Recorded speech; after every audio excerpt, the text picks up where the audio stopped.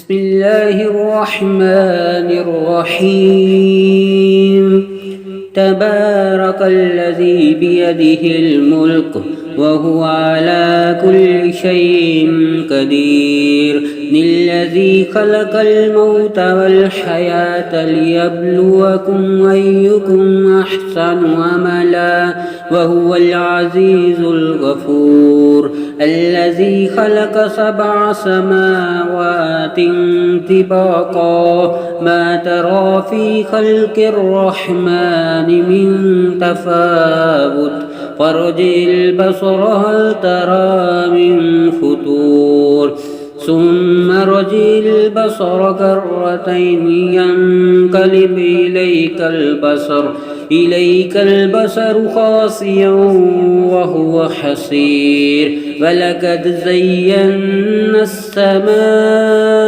الدنيا بمصابيح وجعلناها رجوما للشياطين وأعتدنا لهم عذاب السعير وللذين كفروا بربهم عذاب جهنم وبئس المصير إذا ألقوا فيها سمعوا لها شهيقا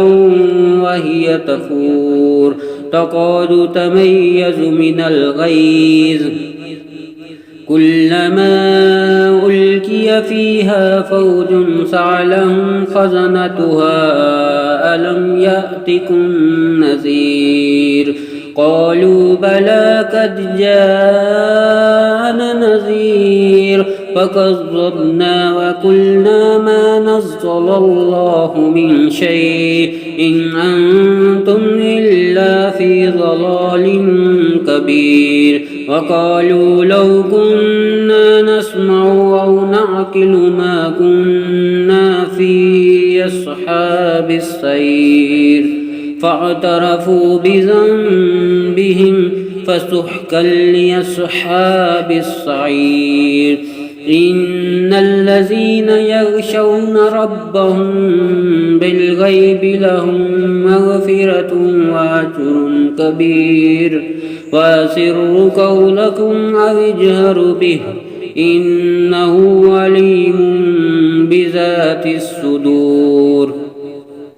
ألا يعلم من خلق وهو اللطيف الخبير هو الذي جعل لكم الأرض ذلولا فامشوا في مناكبها وكلوا من رزقه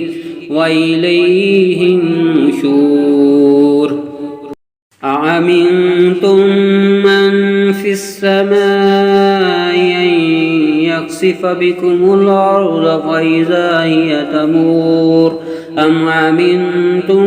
من في السماء أن يرسل عليكم حاصبا فستعلمون كيف نظير ولقد كذب الذين من قبلهم فكيف كان نكير أولم يروا إلى الطير فوقهم صافات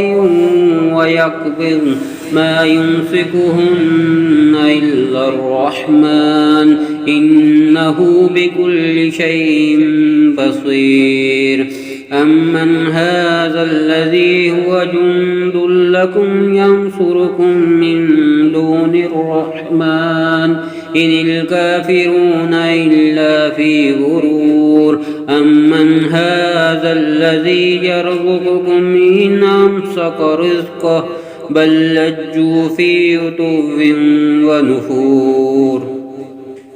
أفمن يمشي مكبا على وجهه يهدى أمن يمشي سويا على صراط مستقيم قل هو الذي أنشأكم وجعل لكم السمع والأبصار والأفئدة قليلا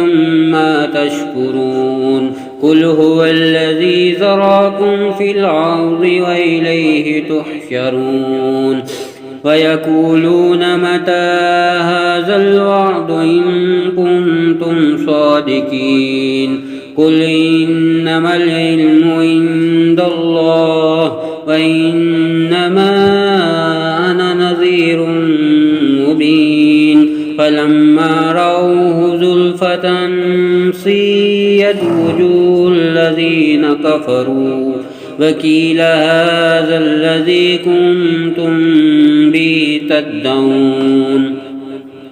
قل أرأيتم إن أهلكني الله ومن معي أو رحمنا فمن يجير الكافرين من عذاب عليم قل هو الرحمن وآمنا به وعليه توكلنا فستعلمون من هو في ضلال